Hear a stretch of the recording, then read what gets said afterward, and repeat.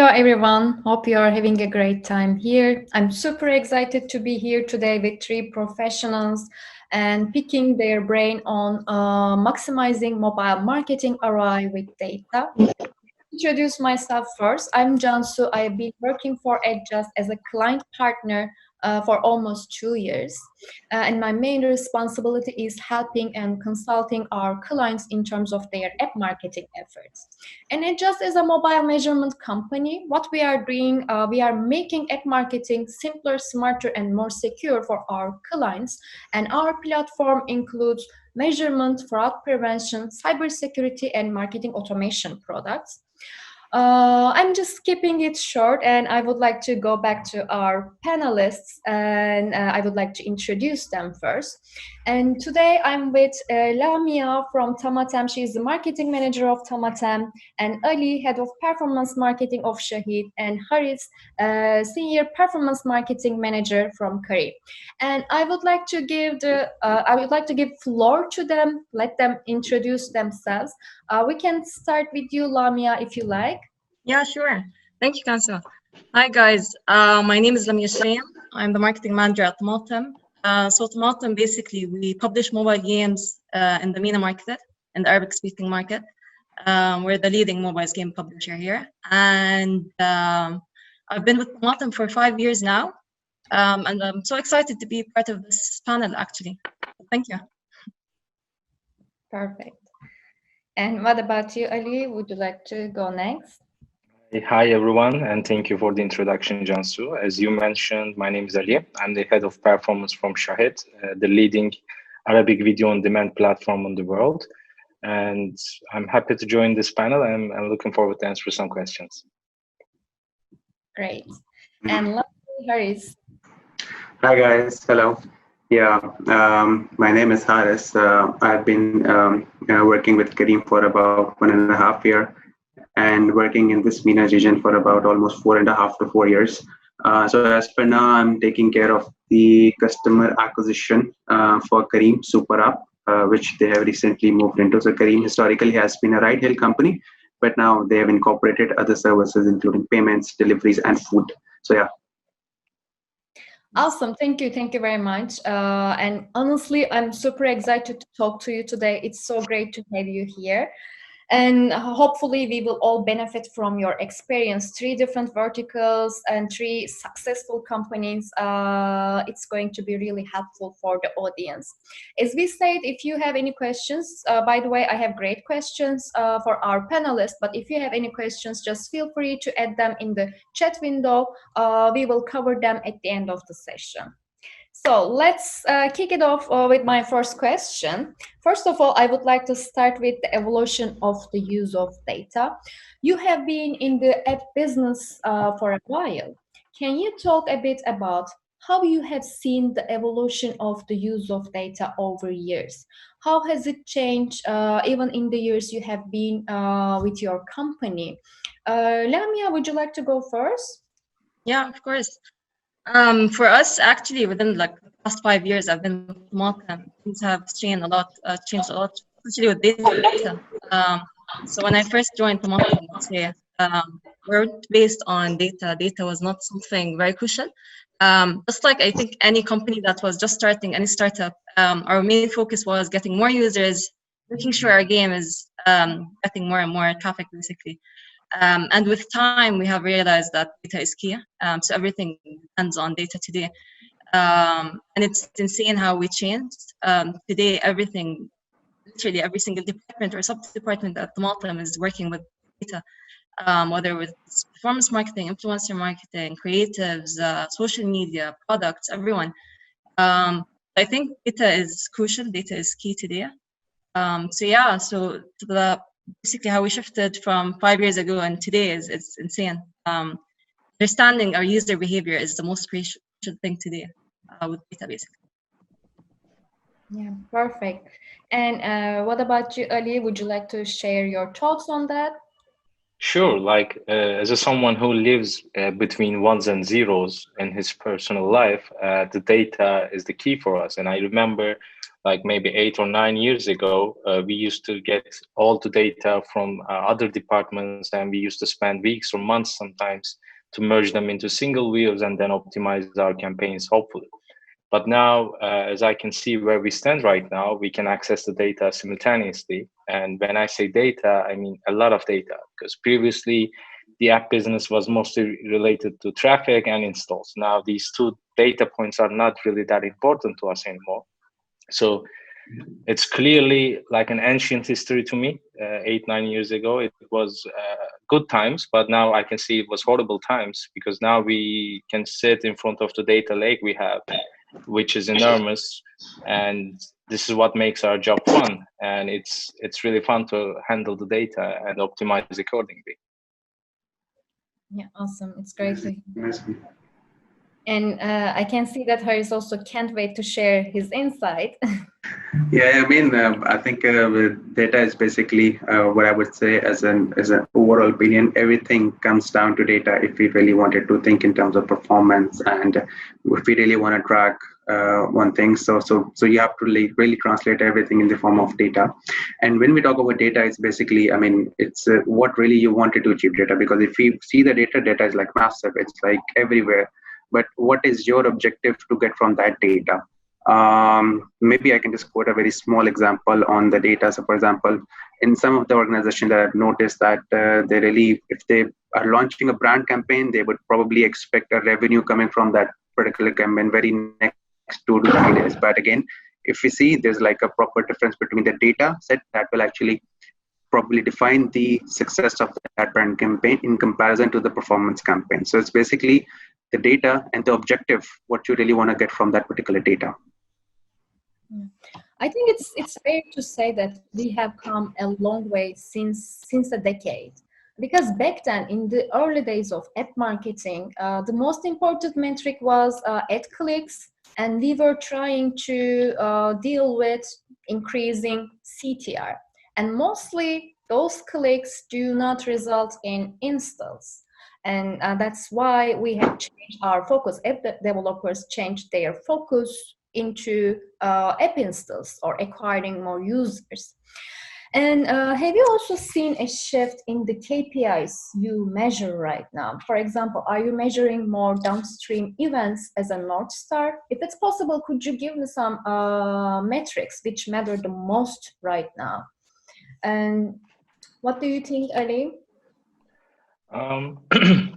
In our vertical, as we all know, video on demand, there are like 2 metrics really key for us. Is one of them is the lifetime value, and the other one is the churn rates. So, of course, we track all of our traffic with those 2 metrics. But in the end, what we are trying to do with the data is simple, and we are trying to understand our audience with all the touch points that we have, and we are trying to serve the best quality of service that we can offer to our audience. And previously, as you mentioned, a click or a CTR was sufficient. But now, with all the data points that we are sitting in front of, I think it's more fun for us. And as I mentioned, nowadays, we can really affect the metrics that I just mentioned with those data points and the way that we plan our campaigns. So this is the key for us. Yeah. And also, I think it depends on how we are defining the success. Because if the success is defined by ROI, we can say that installs or acquiring new users does not contribute to success. Lamia, would you like to go next? Yeah, of course. Just like Ali said, it's so we used to look again at metrics that, or at KPIs that are not crucial at the moment. So when you're looking at CPI or clicks or other metrics, today we care a lot about return on ad spend, and like Ali said, LTV. And for us, retention is key. So today you need to make sure the users you're getting are retaining in your game. You're getting quality users, whether they're spenders or people who are engaged a lot, even if they're non-spenders. But you need to make sure to right users all the time. For us, it's different whether you're talking about the campaign level or whether you're talking about ad set level or the creative level. So here it comes where the creative team focuses a lot on CTR, let's say, and focuses a lot also on return on ad spend. What creative is getting them the most quality users? At the same time, what creative are users liking the most? And also at the same time, here comes the ASO department, where they would look at if a creative has a high CTR, for example, and then a very low install rate, and there's something wrong with the store versus the creative. So everything is taken into consideration with what level are you looking at, basically. Yeah. Guys, do you think that those metrics, what I hear so far, LTV, high quality users, retention rate, ROI, do you think does that change across different verticals? Yeah, I think, of course, because each and every niche, each and every vertical is different. So, for example, if we talk about property, then probably some person will find a property like once in a lifetime or twice in a lifetime. But again, if we talk about rentals, then that may probably happen on yearly basis. Similarly, if you talk about Kareem, for example, then probably people are ordering food on daily basis. So that is basically very different from that aspect. But again, as Lami and Ali mentioned about the different KPIs, what we have actually noticed that there are different phases of every organization. In their early days, they're pretty much looking towards growth. And if we talk specifically about acquisition, having new users, then it's basically CAC is something, cost of acquired new customer is something that you look into. But then going forward, you also look into the aspect of profitability. Once you have a considerable base, then you might also think about other KPIs, for example, return on your advertisement spend.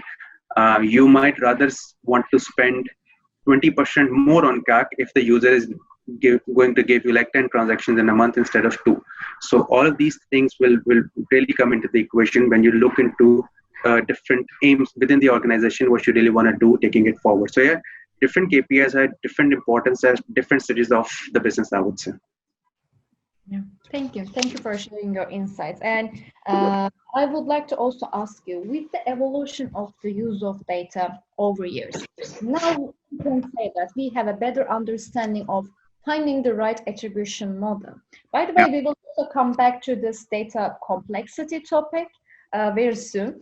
But now I would like to hear more how it changed, how data changed the way you do attribution modeling. Yeah, I think this is a very interesting topic to me personally. And most of the organizations that I work in my early days, I mean, they guys are like mostly working on the Lastclick model. Even in this region, I've noticed that some of the big organizations are still like stuck to Lastclick. And I think that's fine if you're a startup. It might not be really important, but sooner you become medium to a large scale organization, that's where it becomes really important, because then you have like millions of dollars of budgets if you're spending on digital, on branding, on acquisition, on engagement, that where it's become more important.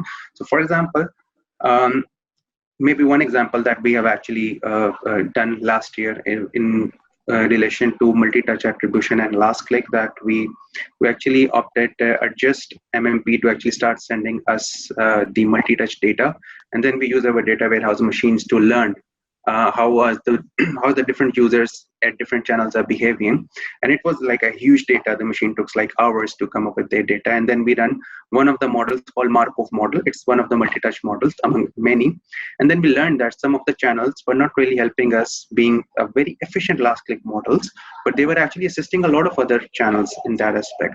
And this actually comes up with a very famous example of display and search. So you actually go in connection with your display campaigns and search, which is basically push and pull balance. So if you really cut down on your display thinking that search will give you, then your revenue will probably drop.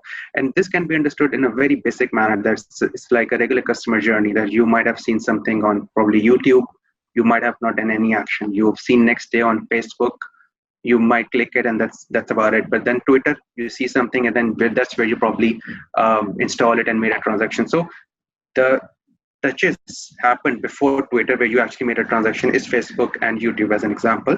So you really need to have that visibility, because then you can actually do a very better budget allocation, and that is the best use case that we have. So historically, we were doing the budget allocations per channels based on the performance on the CAC, considering the Lastclick. But now we also learned that what is the actual conversions coming from that one particular channel, and how much conversion this channel is particularly assisting.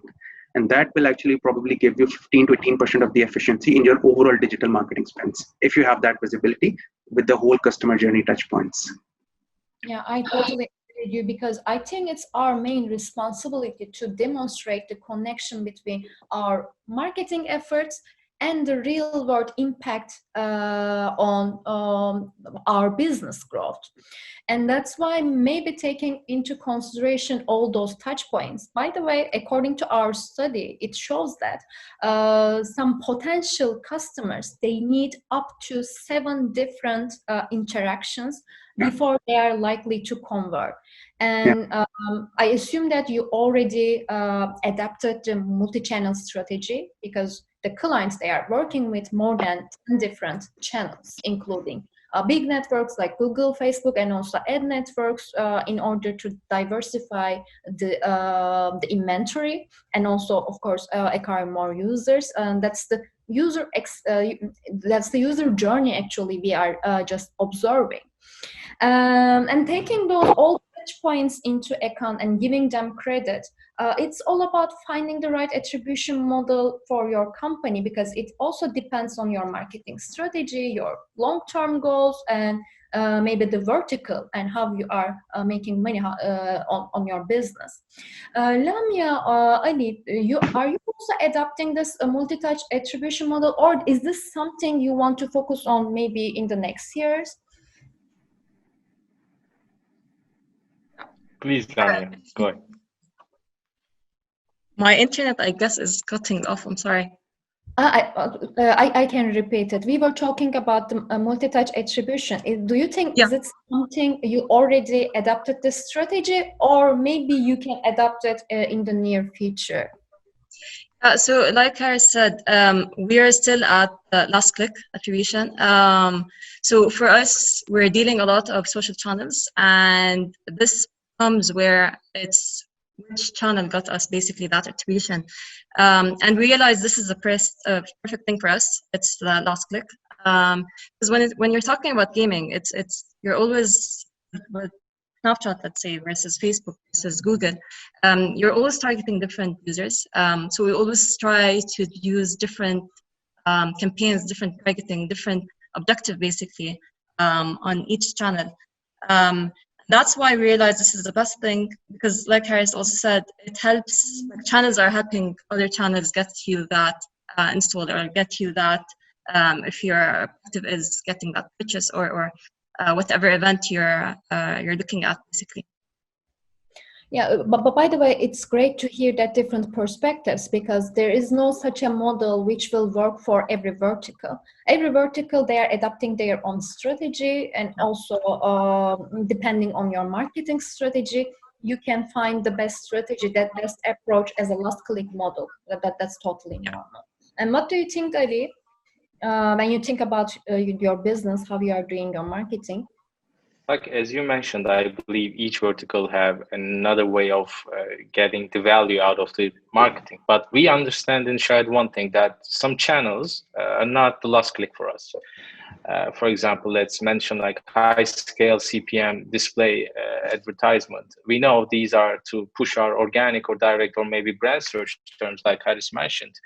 And while understanding this, we are trying to achieve a model in Shahid because we are trying hard to understand our customer and serve the best possible content that they are looking for. To do that, we are building a system which is not finalized yet, but we are almost there. I would say in 2021, it will be a lot targeted for us. And we will be having, like, I would say CDP, a kind of CDP data platform is the key for a business like us or any big scale business to have all the data in one place where you can understand the actual customer, the actual audience, and how you can serve them a better quality product. Thank you for sharing your insights. And I would like to go back to topic, the retention rate. Speaking of retention rate, I would like to talk about re-engagement campaigns. Ali, do you think re-engagement campaigns should be a part of UA strategy as an always-on campaign? Or when would be a good time to start re-engagement campaigns? And how would you interpret data to determine the right time? I would say it depends on your engines, like internal engines. If you believe you have a great recommendation engine, I would say it should be always on, because you can connect the dots if you have the recommendation engine, and you don't have to think about it every week, every day, and you can open it simultaneously and serve great results. But if you're not there yet, I would say I would try this maybe peak times, not always on, but as a peak time, maybe weekly in a month. What do you think about the retention rate? Because it seems like after 10 days, they install your app, the retention rate is less than 10%. Are you also taking into account the retention rate to make some marketing activities like push notification or emailing? Yes, like all the touch points through CRM is important, is really key. But also I believe in our vertical, retention not necessarily work like that, because we know if we make customer consume the great content that we have, they are more likely to stay in the platform. And I think Haris will agree on me on this, Karim, as well. If you serve them a great quality product, they will come again, because we are serving a need, like an entertainment need. So the better we serve it, the retention will be higher for us. I think different departments also taking advantage of the data, right? Not only for your marketing activities, but also serving them better content. They are also looking into data, I believe. Yeah. Exactly. And Lamia, I think it's a bit controversial topic because sometimes people assume that gaming vertical is less reliant on re-engagement campaigns and mostly focusing on acquiring new users with lower cost per install. I would like to hear your perspective on that. How is your strategy on re-engagement campaigns? Yeah, so basically we believe like the complete opposite. For us today, if you're soft launching a game, then yes, you need users. You need to acquire users so they can test the game, make sure the game is doing fine. Everything in terms of the metrics and the marketing is good. But for us today, re-engagement or retargeting is crucial. Most of our budget is on re-engagement. So today, if you segment your users, let's say you're talking about, again, like with spenders or engaged users who are not spenders, these users came to your game and they were loyal at some point and then left your game. So you need to get these users back. It's very, very important. And what we noticed with all the A/B testing that we've done and all the campaigns that we tested on, is that re-engaged users get you like a better return on ad spend than new users. And this has been proven on all the games we worked with or on. So for us, it's very, very important. And just like you said, whether it's with email shots or push notifications, it doesn't mean you have to pay to get these users back. You can try do it through emails, push notifications. We do it also through performance marketing and with influencer marketing. So every once in a while, if we're testing it out with a certain influencer that had a huge success, we would go and try out again with that specific influencer. So yeah, as I told you, it's very, very, very crucial because sometimes users leave your game because they're bored, for example. So you need to tell your users if you have a new feature, if you have a new event inside the game, anything that's new, to come back and test it out again. And then goes the part where you want to gift users. So once they come back to your game, they have this welcome screen and they're treated differently than any time before. So we make sure that re-engagement campaigns at the bottom are like a huge part. Yeah. I think someone believes that gaming vertical is less reliant on re-engagement campaigns. They are missing the most. They are missing a great opportunity. Yeah, exactly. And also, what we have seen is the trend for gaming vertical when it comes to retention rate or re-engagement campaigns. It was quite different than other verticals because if the user is gone, they are gone forever. So that's the reason that maybe you need to prevent churn. You need to make them engage within your app before you lose them. Do you think? Do you agree with me, or do you also see the same trends for your apps? Sorry, that question was for me. Yeah, I was just mentioning the trend for gaming vertical, the retention rate. Quite different than other verticals because sometimes if the user is gone for a gaming vertical, they are gone forever. And we need to take actions before they churn, before we lose that customer. Are you also following the same approach for re-engagement campaigns? Yeah, of course. Again, like I said before, attention is key. So you need to make sure. I believe, like with marketing spend today, day 1, day 3, day 7 are crucial for marketing. I think whatever happens after day 7 is more on the product level or the product side, on how we should retain these users. The minute you have users who retained for 7 days, you know that you got the right users. It's how you want to retain them more and more and stay in your game. It's what things you need to do inside the game, in terms of promotions, in terms of events, anything that's inside the game to make users want to come back the next day. So retention rate is crucial at Multim. And again, it depends on the genre. Like we don't have a certain rate for day 1 or day 7, day 14. If you're talking about a casual game, it's completely different than talking about a strategy game or a hyper casual game. So it depends on what game you're talking about. And then you can analyze, okay, are my retention rates good or they're not? And then you move forward with that. I think today, with the retention rate in specific, it's a huge indicator, guys. You need to stop marketing or you need to continue with marketing. So let's say you're soft launching a game and then retention rates are low. There's something wrong with the game. So you can't you can't keep getting users and telling you this game is failing. So it's a huge indicator of the success of that product that you're dealing with. Definitely.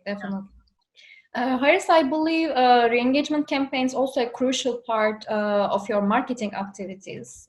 Is that correct? Would you like to share your insights on re-engagement? Absolutely, definitely. Yeah, sure. So with these engagement campaigns, we have pretty much automated the audience through APIs into different platforms and through events that are passing through our Jest. So what we have noticed that if anyone who has been installing the app, for anyone who is supposed to convert, 90% of them will be converting in first 2 days. So we will of course not touch them, let them convert organically. And then during the next 7 days, 95% of them will convert. And then plus 7 days, remaining 5%. So with this said, on digital engagement, we don't touch anyone during the first 7 days of their installs and during the first 7 days of inactivity. So we strongly believe that in terms of efficient budget allocation, that if someone is not really, responding to a push notification coming back from email, or, if the person is not really opening, then in-app won't even work. So only then we should target. So the standard for us to actually control the churn is not to target the user who is being active on the app, and if this person is not opening the app for the 7 days, only then that user will be classified to be engaged. And within that, we have different funnels like installed, sign up, not converted, churned, and all these kind of things, and they are all mutually exclusive. This is one of the use case within the vertical. But with this super app, we have another very strong use case, because the formula for a super app is to bring more use cases for the existing base. So Kareem already have millions of user base who have installed and signed up. Some of them has churned, some of them are regular, some of them are not very frequent. So with all of these users, we are actually doing cross-selling for food, because with this pandemic, we have seen that in this vertical. So instead of trying to acquire completely new users to download the Kareem app and then try to place a food order, so we already have a base that we've already paid for the installs and all that. So what we are actually engaging these guys and try to cross-sell different services, which is basically food, delivery, and payments. Yeah. What we have seen is also a huge increase in new users and installs since March during pandemic. But we will also go back to that topic. But I think the main challenge is after you acquire those users, you need to keep them engaged. That's the biggest challenge during the pandemic, I believe.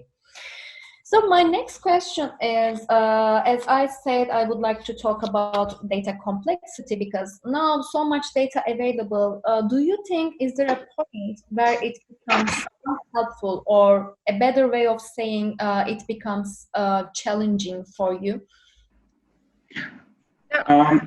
Is it for me? Yeah. Yeah, if you want, you can go first, and then we can continue with Lamia. Okay, sure. Maybe I can just quickly. So it's basically, I mean, what I've noticed is, I mean, what we have been doing in the past, and with this evolution of app versus web, specifically if we talk about startups and the tech companies. So I think, I mean, if we talk about people, some people are still like referring to Facebook as the source of growth. Snapchat has its own, Twitter has its own. But if you see, each of these platforms has their own world in terms of attribution. And if you sum up all these numbers, that will be probably very high or very low.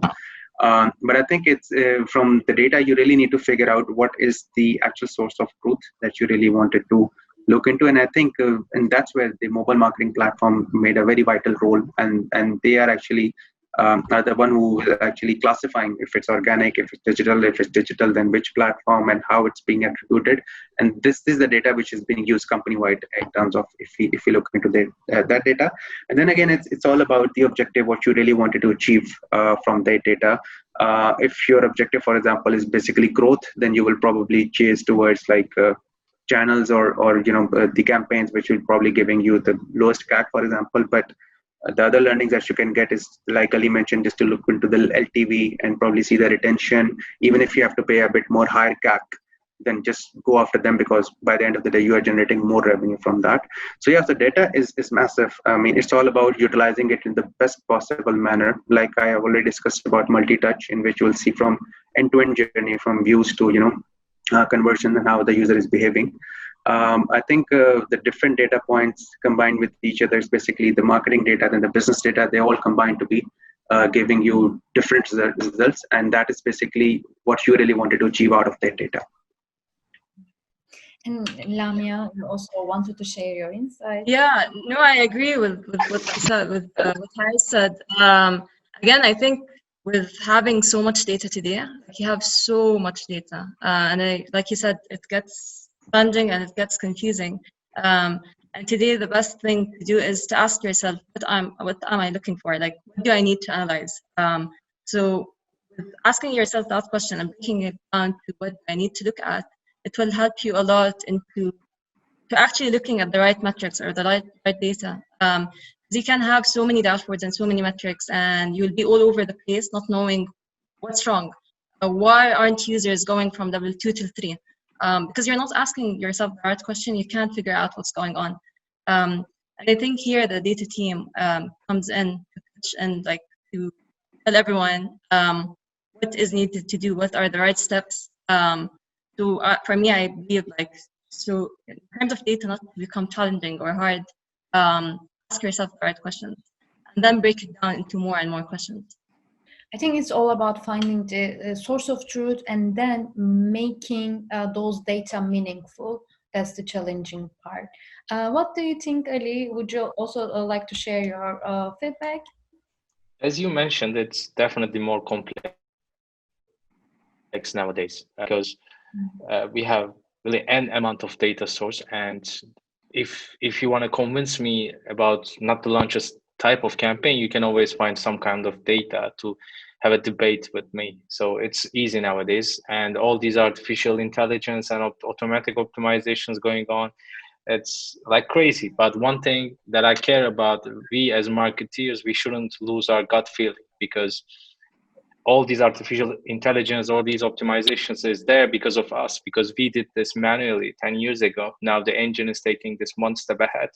So we should always keep the gut feeling, and data is good, automation is great, but there should be always a touch up from a human source. This is my feeling about this. Exactly. For automation, of course, it will make the things, the process more efficient. But in the end, we need to involve that process to lead the tool. Exactly. Otherwise, because we cannot take advantage of those features. Lamia, what tools do you currently use to overcome this data complexity? What would the tech stack look like for you?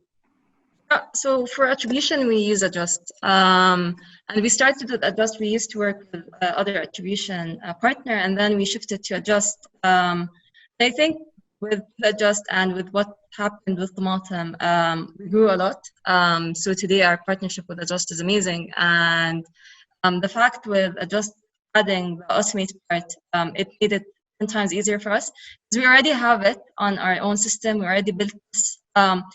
It made it easier to filter out so many things. It made it easier to filter out certain campaigns, certain games, certain anything that you need to do. And I think the part with the automate on Adjust is you can build it on your own. It's very easily. It can be done easily. But part of the filtration is the tricky part, where you can handle more than one thing at once, basically. But as Ali mentioned, of course, with the automation, we are not removing the human factor within the process. Still, Exactly. you are the decision maker. But what you are doing is you don't have to go to 10 different platforms to their dashboard in order to make some changes. You can just do it in just one dashboard, or filtering data, or looking into your data side by side. Of course, it will make your life easier, but in the end, you are the main decision maker. Yeah, of course. Like you have to decide what campaigns you will turn, like you will pause, you will increase budget, decrease budget. It's up to you. Haris, are you also planning to implement automation within your marketing stack, or maybe you have already started automating your marketing tasks? So there's certain levels which are already there. So if you talk about audience automation, it's pretty much there. Even from Adjust, it's basically all the events that we synced up with all the platforms, and we are sending all the event data from Adjust to platforms just to create those audience, and probably and as Ali mentioned that this is something that we've already noticed that. The event-driven machine learning optimization has proven to be much better. I mean, I remember like 5 years back when I was in Noon, and we had this debate with Google guys that we really wanted to have like manual CPC or eCPC on our search campaigns. But that was the time when all these products were actually evolving. But now we have actually seen that if you just give the objective, the target, either it's ROAS or target CPA, the campaign is pretty much doing a lot for you. But again, then a lot of things are still in your control. And that is where basically how you train your campaigns, what kind of communication that you wanted to throw from that particular campaign, what is your bidding strategy, what is the budget, how is the budget pacing. So things have changed in the aspect of artificial intelligence and machine learning. And that's where you also need more of automation in that aspect. For example, if we wanted to run an event optimized campaign, then we really need to have at least that basic level of optimization coming into the equation. But at an audience level, I think we are pretty sorted in terms of syncing up with different platforms. So if we want to take a decision that we wanted to throw this campaign on digital only to churn customers, then we can do it right away. So that kind of sophistication is already into the equation. It's so good to hear that you already applied for audience segmentation for your audience. But also, we are living in a really competitive environment. In order to stay ahead in the game, we need to adopt new strategies. We need to make the marketing process efficient. That's inevitable if we want to be successful in this competitive market. As I said, I will be going back to pandemic topic because we cannot do this panel without talking about the most obvious thing, the pandemic. We are still living through. Can you tell us how this has impacted your user acquisition strategy? We can start with viewers if you want, or Lamia, okay? No, it's fine. Go ahead, Lamia. Last time I started, now it's you.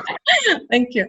So for us, actually, unfortunately, with everything that was happening, we took advantage of it because everyone was at home, everyone was bored at home, staying at home. There was a huge lockdown across all countries.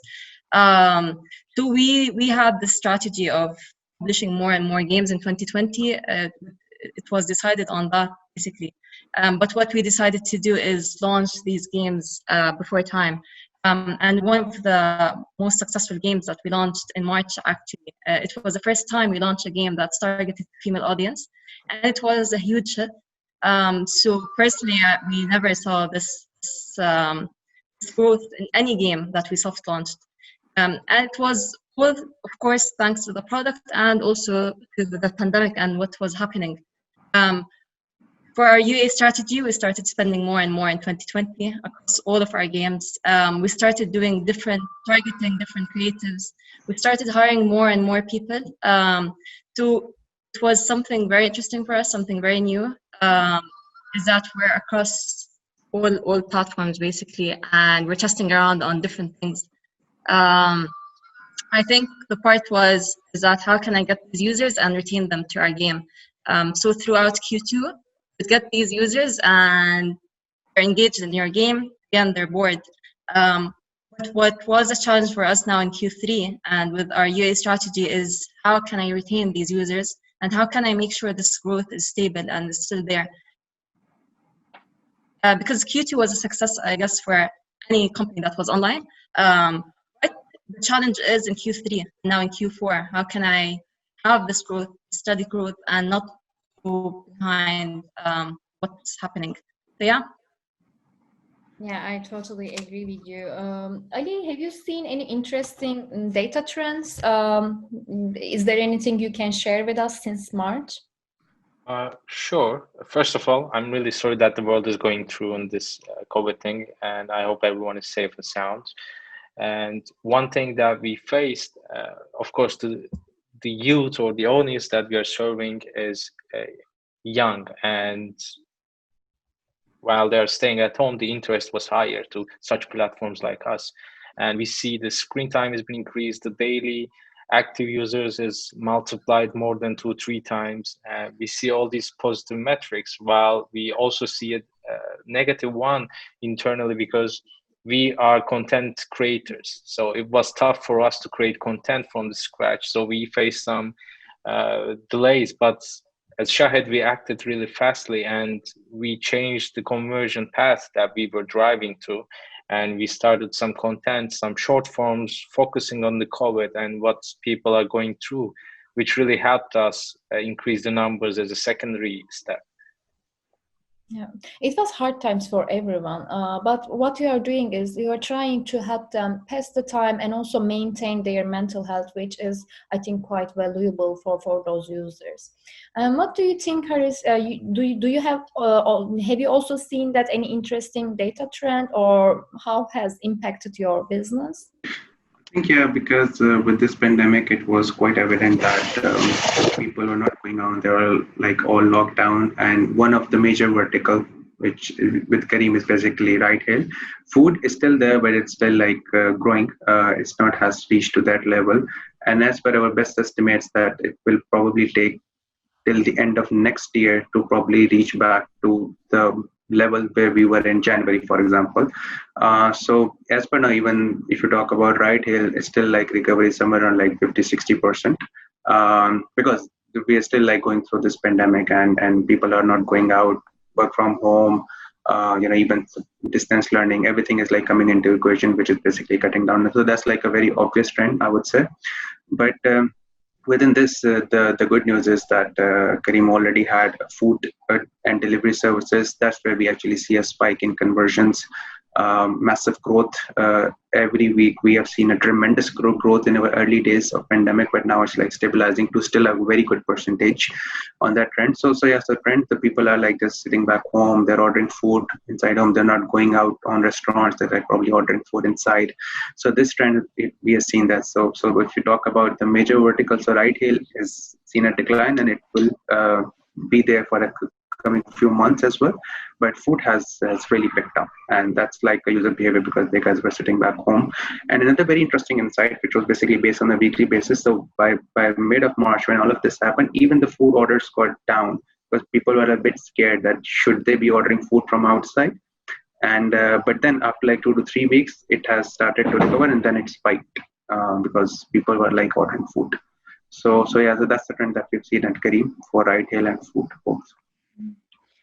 Maybe with the normal, we will change our marketing strategy forever, and hopefully we will. This process, this pandemic, will over for everyone, and we will stay healthy. But yeah, new normal has affected every vertical actually, and has a huge impact on our marketing strategy. and it also affects the way how we are doing marketing, how we are building our strategy. And lastly, I would like to talk about your future predictions. What are you looking to do next? Any new tech you want to adopt in the near future, for example, for 2021? What do you think, Ali? Do you want to share your future predictions with us? Like for we are right now, I wasn't predicting this in the end of 2019, so I'm not going to go ahead and predict anything. The one thing that I can mention that we as Shahid will focus on providing the matching old Arabic content, the premium content that we've been offering, and in the same time while we are doing our campaigns in a high scale. And this is how it looks like from now where we stand. Would you like to go next, Lamia? Yeah, I agree actually with Ali. For us, it's launching more and more successful games, providing high quality games for our users to make sure like we're providing the best content in the region. We want to target different audiences, just like we did with the female game, to target different games and different genres and keep exploring. So yeah, that's basically the plan for now. Perfect. Yeah. And what about you, Haris? Yeah, so I think with Kareem, I think as I already mentioned that from business standpoint, retail and food, they both have different directions. Food has picked up, retail is like pretty much done and stable. But with all of this said, that the aim that Kareem has is basically just to facilitate and serve the users of this region. I mean, through all the services that we have. We are a transaction-based platform, so we will not be looking into like people to spend more time on it, but giving them more use cases which will actually help them in their daily life. So, which I mean, some of them are already there, but in near future you will also see that there are some more use cases coming into the equation that will be basically the daily need use cases for the people. And the whole idea behind this is basically to serve this region on that aspect. So yes, so facilitating them, helping them during this pandemic is basically the near future plan for the Kareem. But yeah, in the long run, as you guys know, that the Kareem has actually been evolved from primarily a ride-hail company to a super app. So as per now, we have consolidated all the services that Kareem has, but going forward, we will be having different services to the app as well. And that will probably be the element of serving users with all their needs that they want. It's really difficult to making some predictions during this unpredictable times, but thank you for sharing your insights. By the way, we have 3 questions, but we are running out of time. Maybe I can ask the MoEngage team. Can we just take 5 minutes? Yes, absolutely fine, Kansu. Don't worry. Perfect. Take your time. Yeah. Perfect. And the first question is, having all social ad networks partners in the growth stack, what recommendation would you have to acquire high quality acquisition? What tactics seems to be working with you in GCC marketing, especially in pandemic being a startup? What would be your ratio of brand awareness and performance marketing budget? Anyone would like to answer the question? Or I can. Okay. The thing about the social media and how I see it, it's like you scroll down, right? Whatever you see is gone in 2 seconds. So a lot of people don't really care attention to that. So I would say go ahead with something that's really hitty and people can actually stop. Wow, what is this? Like it really depends on your creative quality and then the connected product. And if you can achieve this, you can position any social channel as acquisition, awareness, and whatever you want to do, because it's not really the channels that define their like attribution model. It's us and the platforms. So for each platform, a social channel can act differently. For the gaming, they can be the Lastclick attribution channel. For me, it can be awareness. But the only thing that matters to me, and I believe the creative quality and the targeting is the key in social, because it can be wasted really quick. Yeah, it's so true because it's all about the targeting the relevant users, because otherwise your message just it will be lost in the noise, because there are lots of advertisements they are seeing. Maybe they are just ignoring, even especially for social media, they are just scrolling down super fast, and you need to have something really striking in order to get their attention. And that's the main challenge. And the second question goes to Haris. Just 1 second. Yeah. By the way, if it's confidential, or we can skip the questions, but I will read it out. Yeah, sure. What would be the ratio of retention campaign acquisition for Karim currently? Would you target newly installed users in the first 7 days on CRM? Yes. So, when we talk about CRM, so we definitely target them during the first 7 days. But that defines, I mean, what kind of communication that we are sending to them. So during the first 7 days, as I mentioned, that within the first 2 days, we're supposed to convert, like 90% of them convert. But if we are supposed to send any promotion and any offer, that we'll make sure to do it after 2 days. So this is all about understanding their behavior and then just trying to capitalize on that.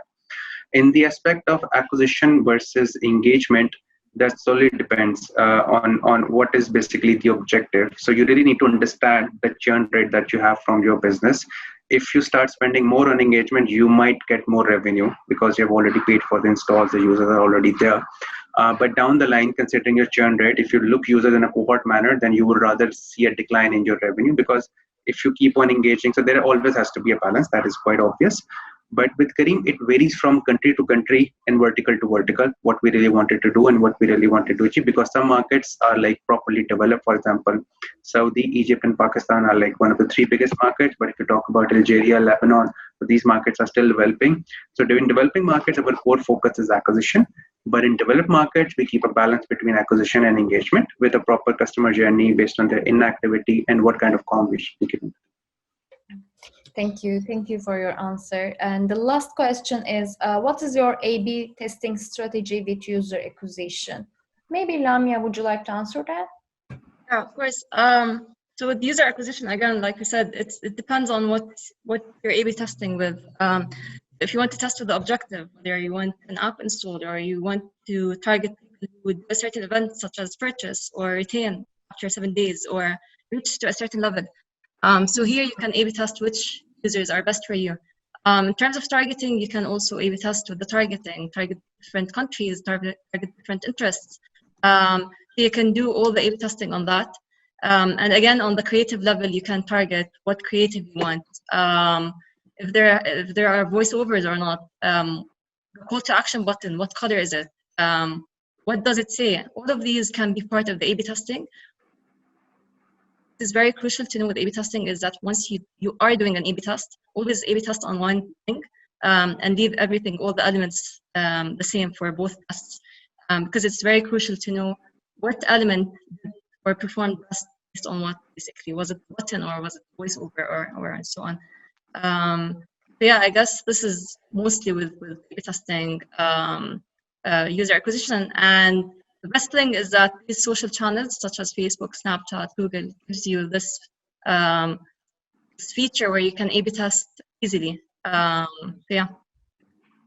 And also, I think the biggest advantage of doing A/B tests, there will be more data available in order to understand user behavior within your app, especially on the creative level. If you are seeing any winner creative on one single channel, you can consider applying that creative across multiple channels, or you can test those creatives just in order to see the performance across different channels.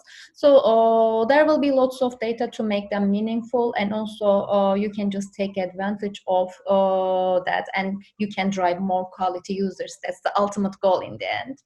Yeah, exactly. Thank you very much sharing your insights. It was so enlightening. And thank you for listening. And hope you enjoyed the session. And we will have a lunch break right now, and we are hoping to see you for the upcoming session, Proven Customer Engagement Framework to Drive Growth, will be led by Roj Rambia. I hope I'm pronouncing correctly, Director of Customer Success of MoEngage. So hoping to see you in a bit, and thank you for listening.